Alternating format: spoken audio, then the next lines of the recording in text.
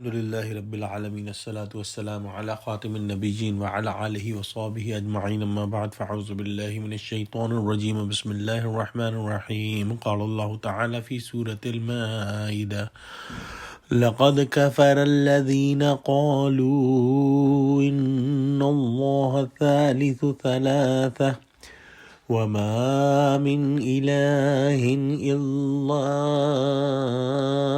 إله واحد وإن لم ينتهوا عما يقولون ليمسن الذين كفروا منهم عذاب أليم. Translation: They have surely disbelieved who say that Allah is the third of the three, Trinity, and there is no other God except one Allah alone.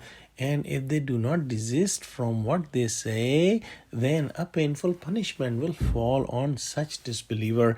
In the previous ayah, we studied about a concept, about a belief of Christians, which is known as God incarnate, meaning that they believe that Allah subhanahu wa ta'ala came himself in the world as Isa alayhi salam. Na'uzu billah. This was the belief of one of the sects of Christians known as Jacobites. But more common belief is the belief of Trinity, meaning that there are three gods, and the Trinity has been of two types.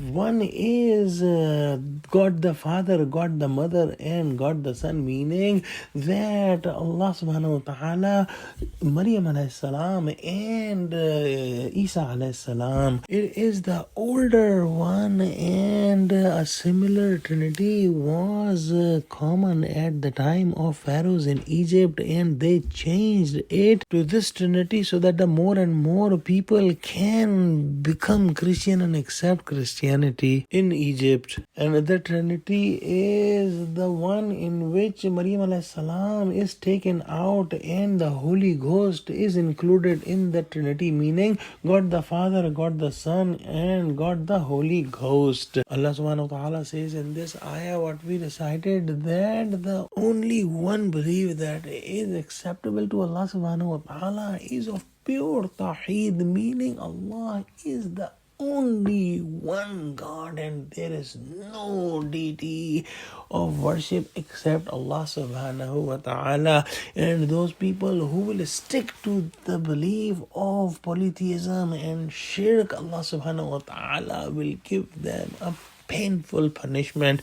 In the next ayah, Allah subhanahu wa ta'ala says, أَفَلَا يَتُوبُونَ إِلَى اللَّهِ وَيَسْتَغْفِرُونَهُ وَاللَّهُ غَفُورٌ رَحِيمٌ. Translation: So will they not turn to Allah in repentance and seek His forgiveness? And Allah is all forgiving, most merciful. This is the attribute of Allah subhanahu wa ta'ala, that He is all forgiving and most merciful. He is the Ghafurur Rahim. So even those criminals and sinners who associate Allah subhanahu wa ta'ala with other deities and other creations, they include as God, even those people will be forgiven by Allah subhanahu wa ta'ala if they come with a pure heart and repent to Allah subhanahu wa ta'ala.